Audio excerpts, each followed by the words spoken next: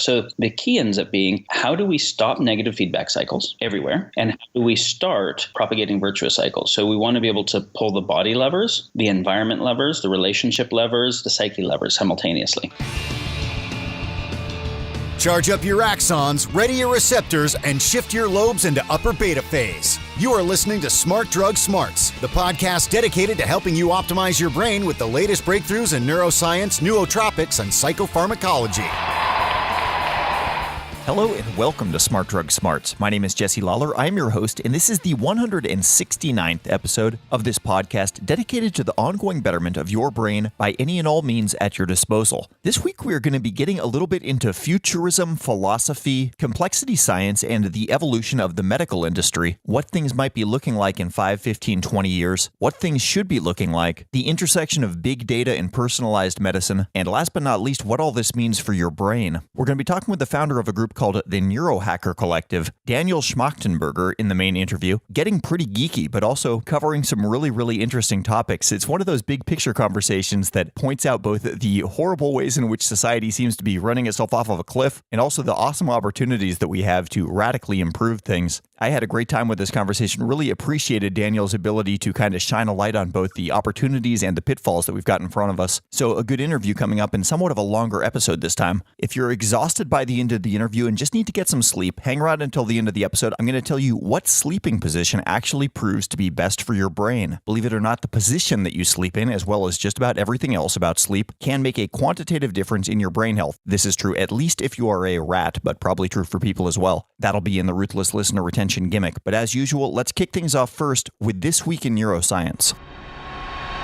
Smart Drug Smarts, This Week in Neuroscience. So it's always nice to see a Smart Drug Smarts alumnus in the news, and I wanted to get this one in there. This is not actually a This Week in Neuroscience, but a late last year in Neuroscience. But the lead author of this paper that was recently published in the journal with a cool name, Brain Stimulation, was none other than Dr. Martin Monti of UCLA, who we spoke with on a twofer episode where we interviewed both him and Dr. Kathleen Bell about traumatic brain injury. This was probably 10, 15 episodes ago at this point. But right around that same time, Dr. Monti was also helping a 25-year-old man who was in a coma recover and break out of that coma through a never-before-used technique called low-intensity focused ultrasound pulsation, which in layman's terms jump-started his brain out of the coma using sonic stimulation to excite neurons in the brain's thalamus. Prior to last year, the closest thing that neurologists had been able to accomplish to this was using DBS, deep brain stimulation, which is a surgical procedure which is invasive. But what Monti and his group did was a purely non-invasive technique using a device about the size of a coffee cup saucer, which created a small sphere of acoustical energy that could be aimed at different regions of the brain to excite the brain tissue there. In this case, they targeted the thalamus, which is a region in which the performance is typically vastly diminished in patients suffering from coma. The changes in the patient, according to Monti, were remarkable. Prior to the procedure, the man showed only minimal signs of being conscious and understanding speech. He could perform small, limited movements, but by 3 days after the procedure, he'd regained full consciousness and full language comprehension. He could reliably respond to doctors by nodding yes, shaking his head no, and he even made a fist bump gesture to say goodbye to one of his doctors who left the room. According to Dr. Monti, the researchers expected a positive result with this technique, but he cautioned that the procedure requires further study on additional patients before this could become a standard of care. It's possible, he said, that we were just very lucky and happened to have stimulated the patient just as he was spontaneously recovering. The device used emits only a small amount of energy, and it worked just by turning it on in 30-second blocks 10 times over a 10-minute period. So 30 seconds on, 30 seconds off for 10 minutes, that was enough to stimulate the thalamus. According to Monti, if things work out, this could eventually be built into a portable device, such as a helmet that could be used to wake up coma patients or other people in vegetative states. Smart Drug Smarts, the podcast so smart, we have smart in our title, twice. Picked up a couple of 5-star reviews on iTunes this week, although I'm only going to give you one of them now because I've got a couple other things I want to go over. Nick in the House 96 from the USA says, the science behind these podcasts is incredibly accurate. I wish I would have known about these podcasts in my chemical engineering undergrad courses. Probably the most educational podcast I've ever listened to. I also heard from a listener who can do something called mirror writing, which is a type of ambidexterity where somebody can write with both hands simultaneously, with their right hand and their left hand doing exact mirror images of one another. So me, for example, I would be able to write my name perfectly forward with my right hand and simultaneously be writing a backward version of it with my left hand. She says that she's been able to do this her entire life. In fact, when she was in high school, she would take notes backward with her left hand just because she was able to, and presumably to weird out her friends. She does, however, have a hard time writing forward with her left left hand. And anyway, she said that there's very little information available about this on the internet, and she wanted to know how common this is and if maybe some other listeners were able to do this or at least knew something about it. I said that sounded cool enough to mention on the next episode, so if there are any other mirror writers in the audience, definitely drop me an email. I will get you guys connected. Finally, I also heard from a couple of people over the course of this week about last week's episode when there was a little bit of a sideways jab from the guest, Dr. Gary Wank, about running and how runners are oftentimes physically injured as a result of their running. Some people got probably justifiably huffy about this, that normally it's bad running form and more frequently bad running shoes that lead to runners' injuries. And a couple of people mentioned by name the book by Christopher McDougall from a couple of years ago, Born to Run, which is a good book. I'll vouch for that. Very, very entertaining read. And among other things, he comes down really hard on Nike as fomenting a style of running with landing on your heels that is not good for human feet. But anyway, this is not a cross-training or a shoe comparison podcast, so I won't go too deeply into that, but did want to let the popular discontent be heard and not scare anybody away from running. If you might have been thinking of doing some running and last week's podcast talked you out of it, you might want to think about that one more time. While you're out there exerting energy on your run, making use of your mitochondria, I would be remiss if I did not mention Mitogen by Axon Labs. 6 ingredients there, including idebenone, sulbuthiamine, bio-PQQ, and more. A synergistic blend to load up your mitochondria with precursors and proliferate the number of mitochondria that you've got. Very handy for everything from running to thinking and anything in between. You can find Mitogen and its sister stack Nexus, which is a cognitive stack. Both of those over at axonlabs.io on the web, or if you're at the Smart Drug Smarts homepage, we got a shop link in our header. Axon Labs runs 24/7, 365 days a year. And every now and then little special things go on worth knowing about. Time-boxed deals and such. The best way to find out about those, of course, is to follow what's going on Smart Drug Smarts' various social media channels or our newsletter, The Brain Breakfast, where we often give first whiff when we've got something new going on. You can sign up for that over at smartdrugsmarts.com/newsletter. That's just about all, so let's jump ahead now to the main interview. Smart Drug Smarts. So I'm about to be speaking with Daniel Schmachtenberger. He is the founder of something called the Neurohacker Collective, the creators of a nootropic supplement that hit the market last year called Qualia. If you're a nootropics fan, you've probably seen Qualia ads on some websites, but Qualia is just the most visible tip of a fairly large iceberg that they've got going on over at the Neurohacker Collective. An iceberg which I'm about to ruin the iceberg metaphor, but is slowly surfacing and revealing more and more of itself to the world. Daniel Schmachtenberger and his team have very, very large-scale plans for upregulating human cognition, the human condition in general. I think you would probably not blush to say that he is on a mission to save the world, change the world certainly, and he believes that we've reached a point in science where reductionism and deconstructing things is probably reached about the end of its usefulness in most cases, and where using a big data whole systems approach is probably the best way forward in a lot of major endeavors like medicine. So what this is going to be is a bit of a hodgepodge conversation around future of medicine, systems science, nootropic stack design, how society should be thinking about IP law, and on and on. There's one technical term which gets dropped here, which is a shit ton of data, which I think has never been used on this show before, but it's a keeper. Lots and lots of talk about big data, and a fun little fact about Neurohacker's product Qualia. If that word Qualia sounds familiar, it's an old one. It is actually the plural form of quali, which is defined as a property such as whiteness, which can be considered independently of the thing having the property. So you could talk about the quali softness of a blanket, but leave out the blanket. Thought that was a pretty cool name. Now the man that came up with that name, Daniel Schmachtenberger.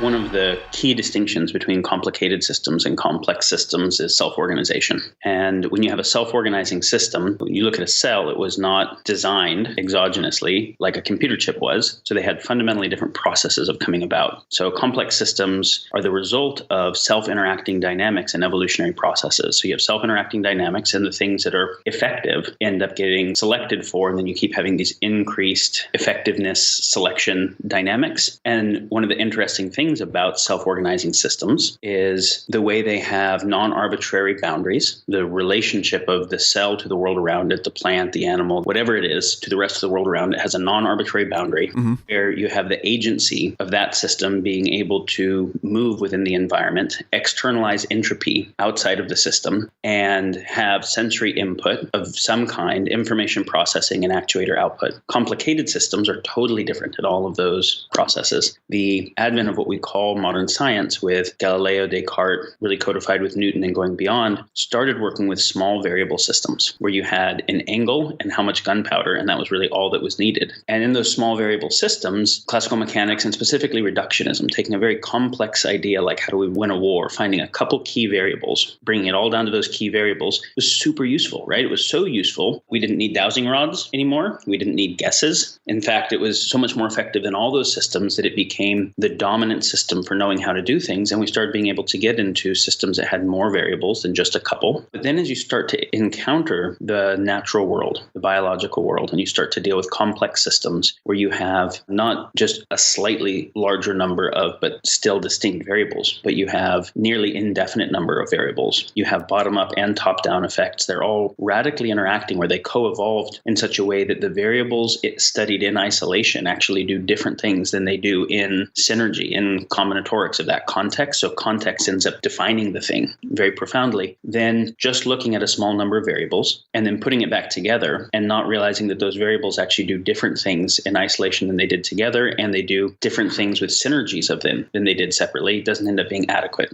Our systems of medicine have done really good where the cause of illness were small number of variable causes, like acute illness, right? The issue comes from a bullet wound or a car accident or something where you can't trace the causation to something fairly acute. Then we're pretty good at being able to reverse that, and that's where Western medicine has really proliferated. But if you have cancer or autoimmune disease or neurodegenerative disease or any kind of complex chronic scenarios that are multifactorial, there might be some elements of toxicity involved, some elements of pathogenicity, some elements of deficiency, some genetics, some psychoneuroimmunology, like lots of things with delayed causation over time and then causal cascades where many different elements are interacting. We aren't able to trace the etiology of them. We're also looking for it to be the same etiology, that MS is one thing, that anxiety is one thing, and it's not. It is a set of similar-ish symptoms that can have not only many different causes, but different sets of those causes in different people in different contexts. We need fundamentally different epistemology, different processes of knowing and studying to do a good job with those kinds of things. A lot of people are going to be nodding and following along, agreeing with that in principle, but also saying, yes, but everything that we hear from neuroscience is that the brain is still this really complicated, partially unknown frontier. And if there's maybe one area of science where we don't know enough of the fine, minute specifics yet to be able to move away from reductionism, the brain might be it. Would you disagree with that statement? Would you think that we're near some sort of swing point or tipping point? What's your general thoughts there? I would say we need to frame up the topic differently.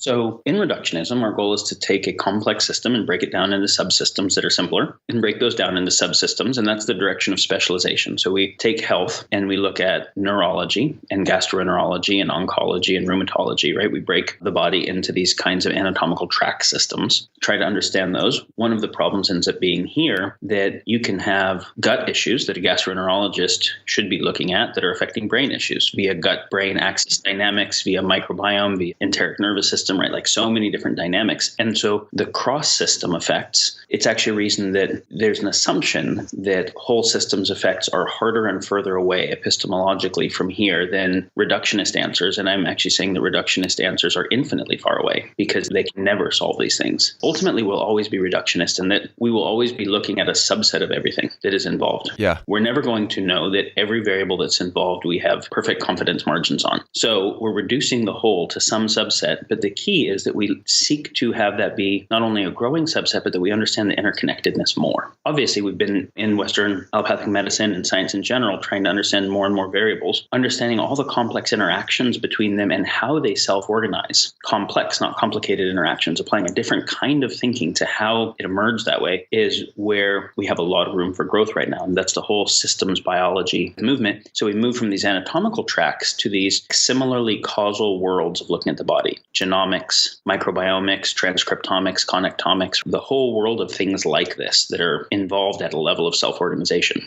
We're very far away from understanding the human connectome or the human genome adequately, even though we've sequenced the genome, combinatorics on those genes, and then gene expression, and then recursion at the level of what's happening in the blood to changing gene expression is something that we're quite far from. Owning a book versus being an expert in that book and what the author actually meant and all the various interpretations are two very different things. Very different things. But the movement to start trying to take what seem like very different areas of study and understand how this one one system evolved to have all of these parts interacting is, I would say, one of the frontiers of the biological sciences right now. Your organization has the great name. You got neurohacker.com, but it is named the Neurohacker Collective. Why did you choose the neuro? Why draw that particular circle of emphasis for yourself? So Neurohacker Collective was born out of a think tank that was working on complex system problem solving for all of the major complex systems at a civilization level. So we were working on future of economics, where the incentive of all agents is aligned with the well-being of other agents in the common. We were working on governance, so better systems of decision making. And we were working on infrastructure to have closed loop infrastructure where there's no waste or need for ongoing unsustainable materials acquisition, etc. And we were working on how do we make sure that we have models that are really adequate for where humanity's going. And once it was time to start building some of these, we've done work in a number of the areas. The reason why we decided to invest a lot in the psychoneurospace early, and we're still working on all of those spaces interconnectedly, but why the psychoneurospace is so important is a couple reasons. One is all the problems that we see in the world that we would want to change, whether we're talking about overfishing of the oceans or biodiversity loss or war or crazy fundamentalism or crime or anything, all these problems are being caused by human activity. And human activity is being predisposed by lots of things. Economics are predisposing it, but physiology is part of what's predisposing it. Everyone knows that when their hormones are really out of place, their neurotransmitters are out of place, that not only do they feel shittier, but they're likely to act differently and different in potentially less good ways. Well, that ends up going all the way to the level of psychopathy. Empathy is mediated over certain neural networks, and it can be up or down regulated. Complex problem solving is mediated over certain neural networks and can be more or less capable. So the hardware that human consciousness and decision making runs on is a big deal. Yeah. And so not only are all the problems predisposed by human action, but all the solutions are going to have to come through human action. And so how do we elevate the collective intelligence and the collective experience and positive predisposition of humanity is a bandwidth limiting factor for all critical things. And so working at this level of helping to upregulate human experience and human capability ends up being a very highly leveraged thing to do for everything else. Because then as you take people who want to do positive things and empower them at a hardware level, more positive things get to happen in a distributed, decentralized way. The other reason why we wanted to work on it is because it's very complex. And the more complex it is, the degree to which you succeed there means that those same tools can be repurposed to other things. What is a specific problem that you would like to solve that you're working to solve now? We are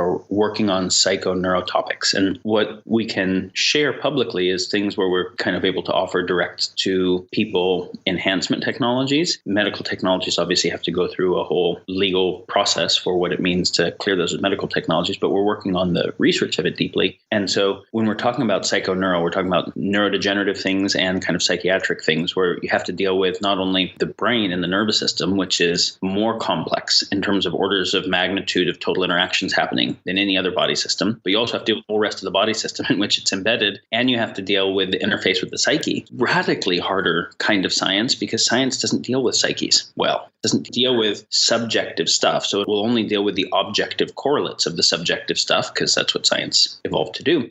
And so having to deal with subject-object interface plus the complexity of the objective, we started there because it was an area both where you can alleviate the most suffering, enhance human capability the most, and if you can do well there, you can do well with things that are relatively easy, like cancer and autoimmune disease, and other aspects of human optimization. But so let's take a single example. Let's take anxiety. But I could have just as easily said Alzheimer's or MS or sleep disorders or anything, right? Sure. Let's say we're going to take anxiety, which is obviously pretty ubiquitous right now and growingly ubiquitous. Then we say, well, how do we fix anxiety? Well, psychiatric answer has been give a benzodiazepine. This obviously doesn't address underlying cause at all. But in the process of not addressing underlying cause and just saying there's something wrong with their GABA circuitry, let's make a much, much, much stronger GABA receptor agonist exogenously. You exogenously, externally override an endogenous system that you just deemed broken without understanding what was wrong with it. Yeah. And then in the process of doing that, create more dependence on that exogenous thing. And then you fix the level of one in-chain chemical, like what's happening at a GABA receptor, independent of the complexity of things it's normally interacting with, which ends up meaning you throw off a bunch of ratios, you throw off a bunch of causal chains, and so you get side effects. So those kinds of single molecule interventions not only don't deal with cause, so the underlying pathogenesis can get worse, but they end up leading to oftentimes increased dependence and side effects. So obviously an adequate approach to anxiety has to understand cause and understand all the possibilities of cause and understand them uniquely in each person, and then have treatments that are customized to all the different things that can go on. And for example, that would look like how much of a particular person's anxiety is psychogenic in origin and how much is physiogenic might be a first question. Physiogenic meaning the origin is primarily physical. Psychogenic meaning the origin is primarily psychological. If an axe murderer is chasing you, you should be anxious. Right. And if an axe murderer chased you and you got acute PTSD from that that's continuing to loop, that's very different than, and so now you've got anxiety afterwards from that kind of acute PTSD. That's very different than if you start having anxiety after head trauma, where you actually damage some neural networks, or if you've always had anxiety that's maybe related to genetic predispositions for methylation disorders, or if you got your anxiety primarily after getting a parasite, which caused a gut-brain axis disorder, so your GABA production in your gut is lower, or et cetera, et cetera. So we find that there are thousands of physiologic contributing factors to what we call anxiety, and potentially thousands of different kinds of psychogenic factors. And there's different kinds of psychotherapeutic process and different kinds of medical process and health process that are more effective for different sub-elements. So then you have to say, well, can we map the entire space of things that correlate with anxiety that could be causal? And then can we figure out how to do differential diagnosis across all of them to see exactly which things are going on for this person, which weighted subset of which elements? And then can we map our treatments to the specific pathways, not to the end symptomology? So then which combinations of treatments and which order of operations can all be prioritized and personalized, factoring everything that is known. Which sounds like you've got to be drinking data from some large streams in order to try to have a reasonable guess based on all those different types of data inputs that you'd want. Well, so you're looking at, say there was head trauma involved, you've got to have some kinds of appropriate brain scans. Is it QEEG? Is it SPECT scan? Is it et cetera? And how do you get that? Or you might simply look at behavioral scans, cognitive, psychoaffective scans that we have found over enough time correlate well enough to a specific kind of trauma. To the degree that it's genetic in predisposition, we've got to be looking at whole genome sequencing and maybe at the level of gene expression, transcriptomics or proteomics. Or to the degree that we're looking at mold toxicity that causes excitotoxicity in the nervous system and anxiety, we have to be looking at the kind of clinical chemistry that gives us toxicity and pathology, right? That's a lot of data. And right now, it's hard to even get it. We don't have high enough sensitivity and specificity on everything, and it's stupidly expensive, and then you can't get it often enough to see what's working. So that's a diagnosis issue. We have to get better and better diagnostic systems. So this is something that we're very focused on, both what's happening at the cutting edge of all different kinds of diagnostics that we can synthesize. How can we help diagnostics get better towards adequate? And then once we have this shit ton of data, the interpretation layer is how do we actually interpret all that data, where you aren't just looking at each biometric in relationship to a reference range, but you're looking at each biometric in relationship to all the other biometrics and psychometrics to see intercausal effects. That's ultimately a kind of AI processing a shit ton of diagnostic data, psychometric and physiogenic data, that then leads to a process where we have to have synthesized all of the treatments that have been vetted as having some efficacy and then relating those down to the pathways over which they have efficacy and then being able to customize. That, though, is a decent baseline description of the future of complex medicine, personalized medicine. What's that going to look like? Are those data sets going to be publicly available to some extent, or are these going to be developed almost like by rival hospitals or rival medical groups selling access to their own particular live data sets? This is asking you to speculate. Obviously, nobody's got the magic wand here. Let me go a little bit higher for a minute because the question you asked spoke to it. Medicine within capitalism is broken, inexorably and unavoidably, because the theory of markets should not apply to something where people don't actually have a viable choice. For-profit prisons are a problem, right? One should not have a profit incentive that is against the liberty of the populace. Right. For-profit military-industrial complex is a problem. Let me question that for a second, though. It seems like if you actually completely flipped the model, for example, paid a doctor for every month that you were perfectly healthy and you had no complaints, if the incentives were different, it seems like maybe the system, while not being perfect, could still be radically better than what it is now and still be a capitalist system. So this is the key thing. That is a foundationally different system. Yeah. It is actually paying for health rather than paying for sickness services, right? That's true. So when you really start to get into what it would take to do that, there's a lot of problems, right? Because you get, well, individual responsibility of the people being problematic. You get to have an adequate system. I won't say what it takes to actually structure it right now because we'll have to dive down some deep economics rabbit holes, but we should do that sometime if you want. You do have to make sure that you don't have anywhere within the research or science or medical or regulation process an incentive for anything less than robust health and illness prevention. Right. And that's even things like right now, the IP is such that I've got to put in a shit ton of money up front in drug development. To ever make that money back, I've got to be able to patent my stuff so that I can charge a really high price as opposed to market competition on it, which means I can only pursue patentable things. So plans are out. Diet, exercise, right there, out of getting that level of research funding. And I've got to do single molecules going through a clinical trial. But the clinical trial shows can never do personalized medicine, right? Because I have some effect over a bell curve, but some people are on the back of the bell curve, some are on the front of the bell curve. I'm simply looking at, does this one molecule intervening in one part of a very complex dynamic cause something other than placebo? And of course, then all kind of problems associated. So everything down to the level of IP law change to where the incentives are perfectly aligned with collective well-being. There's probably several revolutions. I was going to say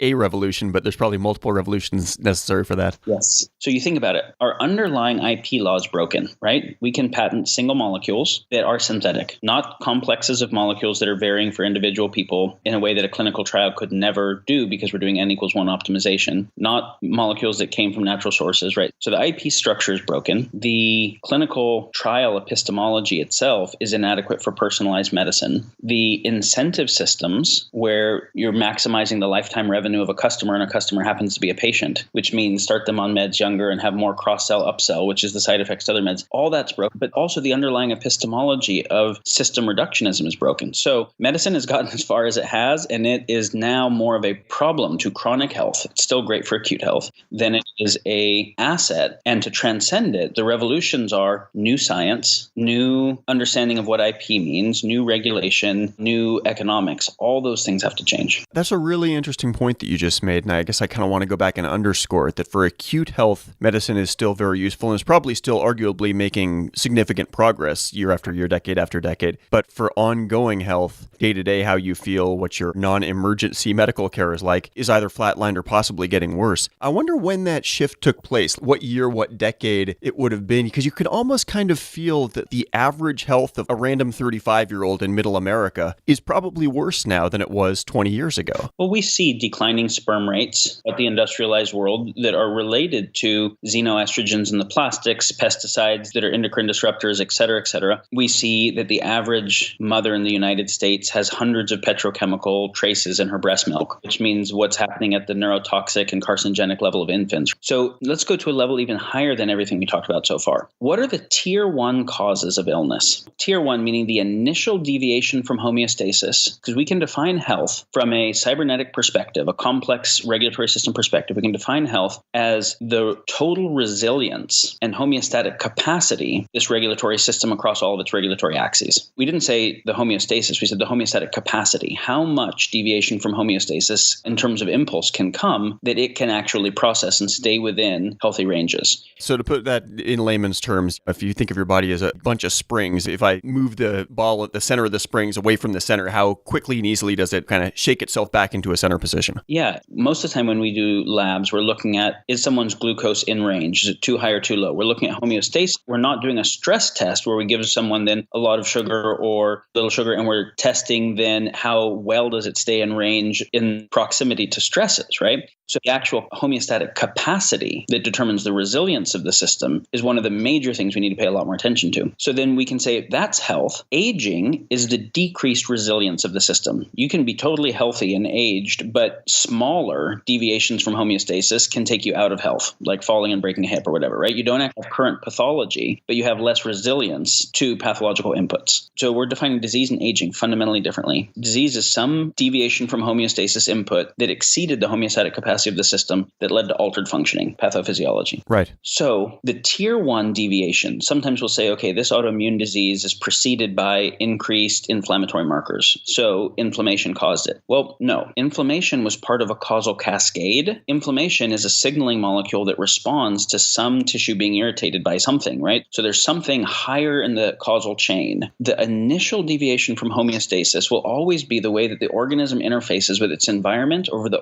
overarching behavior of the organism. So either the organism takes in too much of something it shouldn't from the environment, toxins, pathogens, or things that are good but in excess amounts, sugar, calories, etc. It doesn't take in enough of something from the environment that it needs to, deficiency. Its fundamental code is not optimized, genetics, microbiomics, right, epigenetics that are passed down, or the overarching behavior of the system is off. Stress, psychoneuroimmunological stress, right, the way the psyche affects it, or not exercising, lifestyle, posture, those kinds of things. So you can always trace back the hormones that are off, or the inflammation markers that are off, or the whatever, to some of those tier 1 causes. Now, let's look at toxicity for a minute. We live in houses where we spend 90% of our time indoors, and the paint has so many VOCs, volatile organic compounds, and the flooring does, and the carpet does, and all of those volatile organic compounds are either carcinogens or neurotoxin or endocrine disruptors or something like that. We are outside, and the smog from the cars has mercury in it, has zinc and nitric oxide in it, has the food that we're eating is grown in soil that is both microbiome depleted and trace mineral depleted. The way that we have affected our environment, we have made an environment that we are not genetically adapted to.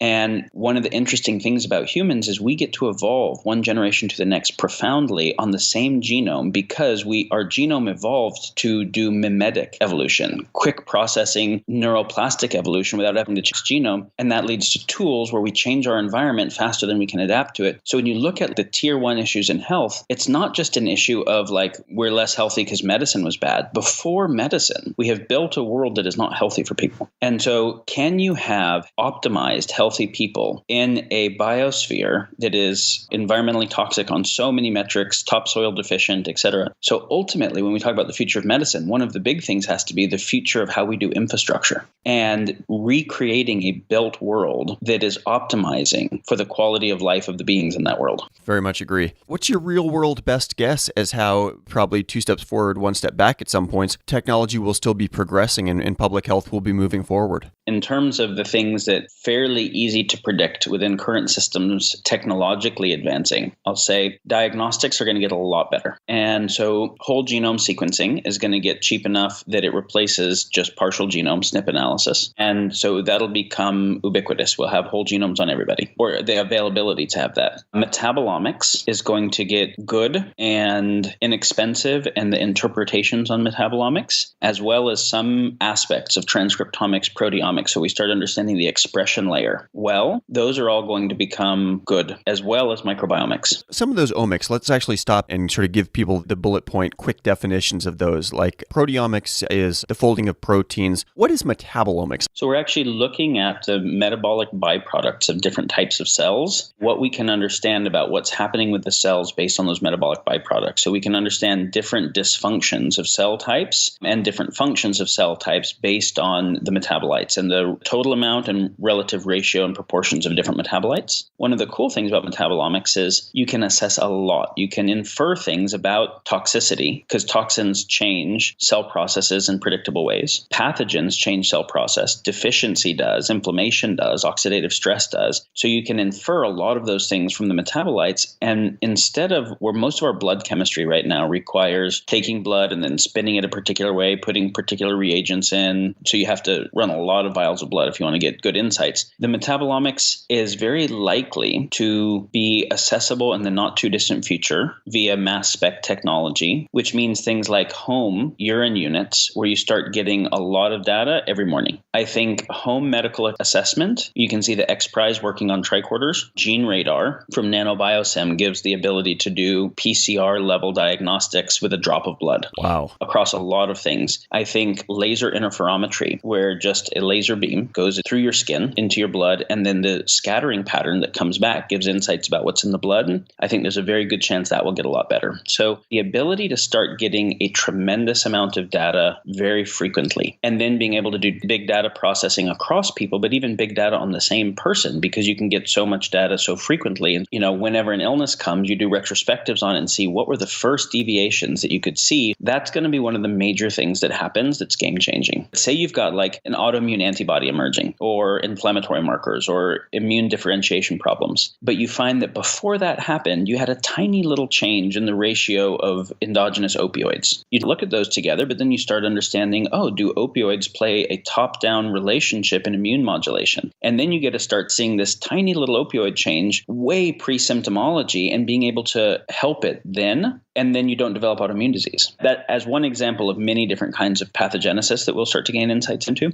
and some that people in integrative medicine already have insights into, but it's hard to scale it because, if you're going to see a really good integrative physician and they're working across a lot of things, they're looking at vector-borne illnesses and mold stuff and toxicity stuff and microbiome stuff, you're spending a lot of money and there's a lot of concierge care, or it's not that good yet. And so now imagine it getting way better than concierge care is, because you get so much more data and so much interpretation understanding, but then scalable for everybody. To a large extent, personalized medicine is really treating us each as special little snowflakes, but then holding that up against this idea that we have 90% of our genes are the same as a stalk of corn. And how do we reconcile those two ideas? Complexity theory, chaos, which is the tiniest changes in the initial conditions of a complex system lead to huge and unpredictable changes later down the chain and end results. So we can be almost the same, but those tiny changes end up making fundamental ontologic differences. So what's so beautiful about this from a philosophic point of view is we can get that we are almost the same as everyone else and almost the same as all the other animals. So we get to recognize this profound interconnectedness that leads to empathy and a sense of interinvestedness while holding the absolute uniqueness of every single thing, which leads to everything being irreplaceably precious. And that combination is both true. We're fundamentally interconnected, mostly the same, expressions of the same underlying stuff, and utterly irreplaceable. It's an interesting dichotomy. And the fact that both are two sides of the same coin is pretty fascinating. That specific concept regarding dichotomy is one of the key things that we actually have to get better at in medicine, which is health based on bottom-up effects where understanding the genome is enough for everything, or there are a lot of top-down effects where you actually have to understand the neuroendocrine system and the connectome. Both. There's bottom-up effects and top-down effects that lead to very complex feedback patterns. Is psychology affecting our bodies? Yes. Are our bodies affecting our psyche? Yes. Leading to feedback patterns that can vicious cycle or virtuous cycle. So there's a lot of what seem like competing truths that are actually not competing. They're complementary parts of more complex systems that we have to understand better. That's an interesting question. So given that we'll probably find not necessarily just treating people that have conditions that they'd like better, but also looking at ways of optimizing things, people that are looking for performance enhancements, there could be either psychological or chemical, physiological, sort of more process-oriented approaches. If we've got various handles on approaching a change, how do we decide which handle to work from? Fantastic question. When we talk about the future of medicine, we usually think about going from illness to baseline. Optimization is evolving the baseline. We have thought about optimization in the past in a zero-sum way, which means the total capacity of the system is fairly fixed. So if you evolve one thing, it's usually at the cost of something else, right? You can take steroids and get buff, but you're going to die faster. You can take Adderall and enhance your focus, but it's going to be at the cost of empathy or irritability or something else. Those enhancements are not that interesting. Those were the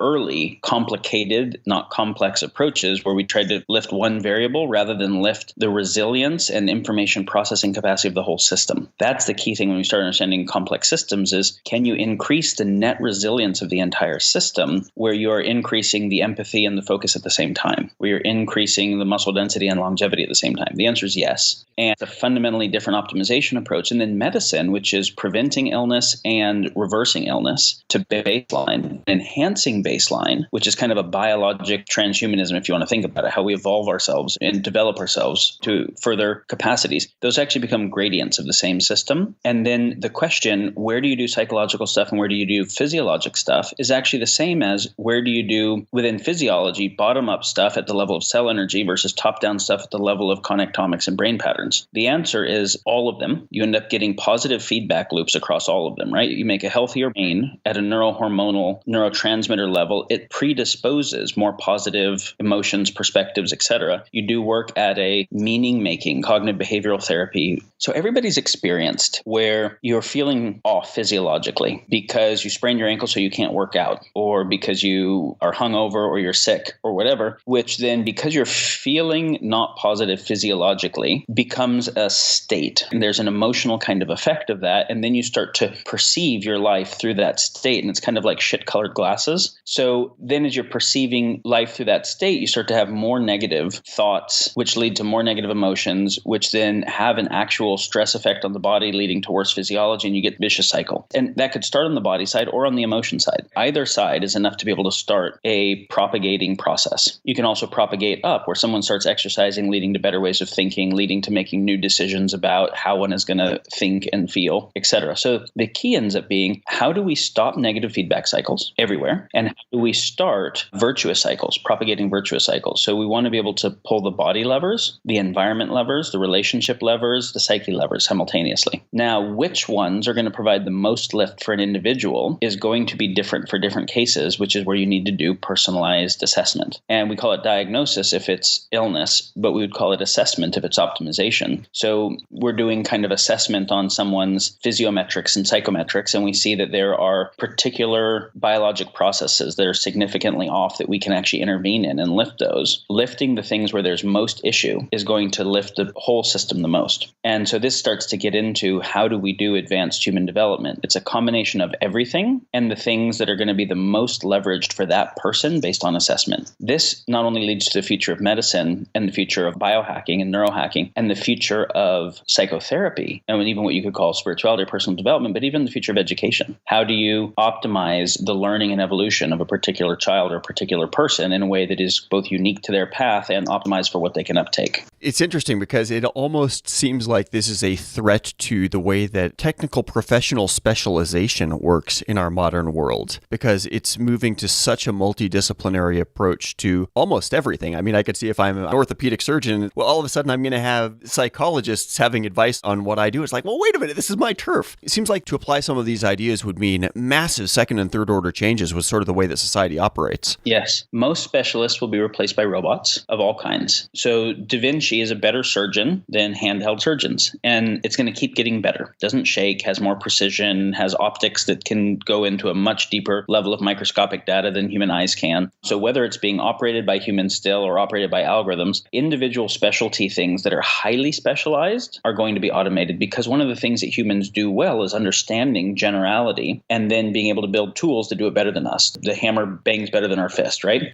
In addition to fully specialized things being automated, which leaves humans to more understanding how the parts interact and the generalities, to the degree that it's a specialized task, but that still is quite complex and humans are going to be involved in it, they will be interfacing with other humans and other disciplines and with AI systems that are interfacing with the data from those other systems. So this is not what we call AI in terms of the strong AI, it's a conscious machine, but what we call symbiotic intelligence, where the intelligence of the humans and the intelligence of the computing processing power together provide the augmented capability. Because as long as we're saying my turf and we are not wanting to understand other things that are actually causal, then we're failing. Right. And so the key is causal closure. How do we understand everything that is causally affecting what we're working on? And then how do we understand everything that is causally affected by what we're working on, so we are not missing causation in the process or then causing externalized harm somewhere else? Smart Drug Smarts. So thank you so very much to Daniel Schmachtenberger for taking the time for that conversation. Really interesting. Daniel is one of the few guests we've had on this show who does not have either an MD or a PhD following his name. Obviously a very, very smart, educated guy, and not without credentials. Obviously something more of an entrepreneur than an academic. But one of those guys who, after talking with him, I just can't imagine him doing his laundry or flossing or doing any of these kind of like low-level human activities that inevitably everybody does from time to time. Just seems to really be walking the walk as far as big picture thinking and taking it upon himself to be Atlas and push the species forward. I have a lot of respect for that and really look forward to seeing what Neurohacker Collective is doing next. They are over at neurohacker.com. We've also got a link over there on the webpage for this episode at smartdrugsmarts.com/169. And should you want to try out Qualia, Daniel and the Neurohacker Collective folks have given us the discount code SDS, short for Smart Drug Smarts, which will get you some savings off the Qualia Nootropic, which has a jaw-dropping 42 different ingredients. But again, you can see what that's all about at smartdrugsmarts.com/169. But now, giving your brain a little rest, let's talk about the proper way to sleep in the Ruthless Listener Retention Gimmick. Smart Drug Smarts, Ruthless Listener Retention Gimmick. So proper sleep hygiene is becoming somewhat of a cottage industry these days. There are no lack of studies looking at how to get a proper night's sleep or a proper daytime sleep if you're talking about naps. But most of the time we're talking about light exposure and electromagnetic shielding and making sure that the room is absolutely silent, things like that. One thing that there's not a lot of buzz about is the actual position a person sleeps in. Sometimes you hear this with regards to snoring and sleep apnea, things like that. But apparently sleep position can make somewhat of a direct difference in your brain health as well. You've probably heard of amyloid beta plaques. These are some of the nasty bad guys that are partially responsible for Alzheimer's disease. They go evil hand in evil hand with neurofibrillary tangles. But at nighttime during sleep, along with other things going on within the brain, natural processes are working to clear the brain of any amyloid beta plaques that might have built up during the day. This is something that's easier done during sleep than during wake because during sleep and any period of restfulness, the brain's interstitial space volume actually expands a little bit, meaning that the glymphatic pathways, which are basically the exit route for these plaques, they widen, so a little one-lane highway can become more like a three-lane highway, ushering these bad molecules out. Researchers used fluorescence microscopy and radioactive tracers to look at the brains of rodents who slept in various positions: supine, prone, and lateral. Lateral being the side sleeping position, which is preferred by many rodents and many humans as well. And it turned out that for widening glymphatic pathways and helping the amyloid betas move out of the brain, the side sleeping position was the unquestioned winner, which is kind of nice because sleep experts also recommend side sleeping for better posture and less back pain. So what to do if side sleeping is not necessarily your thing? Some people prefer sleeping on their back or even sleeping on their stomach. I admit that I really like sleeping on my back during naps. But if getting in the habit of side sleeping is difficult, researchers recommend putting a pillow behind you or in front of you to keep you from rolling onto your front or your back. This also works with a compliant bed partner. And over the long run, this is one of these small little lifestyle changes that could make you a little less likely to wind up with Alzheimer's, Parkinson's, or several other neurological conditions that stem partially from too much sludge building up in the brain. Just say no to scratch that. Say yes to the Smart Drug Smarts podcast. Join our mailing list at www.smartdrugsmarts.com. Okay, so that's it for episode number 169. Thank you for hanging around until the very end of the episode. If you're curious about the links to anything that we discussed here, all of that will be online at smartdrugsmarts.com/169. If you missed last week's episode, I spoke with Dr. Gary Wenk about his upcoming book, The Brain, What Everyone Needs to Know, and also the interesting hints that marijuana in small amounts might be handy in fighting off brain inflammation as a person ages. Next week, we're going to be going into the animal kingdom, talking about animal brains, venturing a bit off the human track. So I will accept whatever level of hate mail people want to send me about not talking about something that's directly applicable to those of you who are listening who happen to be humans. But most of us like animals, most of us are interested in brains, and of course it's very interesting to hear both about the contrasts and the comparisons between human brains and animal brains, what makes us alike, what makes us different. So a special animal lovers episode in number 170 coming next week. And probably between now and then, if it hasn't hit already, a little overdose edition slipping in there. Something between our regularly scheduled weekly episodes. So I will be back at you sooner than usual. Different time, but same podcast. And with that highly nutritious, easily digestible, and always unflagging commitment to helping you fine-tune the performance of your own brain. Have a great week, and stay smart. You've been listening to the Smart Drug Smarts podcast. Visit us online at www.smartdrugsmarts.com and subscribe to our mailing list to keep your neurons buzzing with the latest in brain optimization. Smart Drug Smarts should be listened to for entertainment purposes only, although some guests on the show are medical doctors, most are not, and the host is just some random guy. Nothing you hear on this podcast or read at smartdrugsmarts.com should be considered medical advice. Consult your doctor and use some damn common sense before doing anything you think might have a lasting impact on your brain.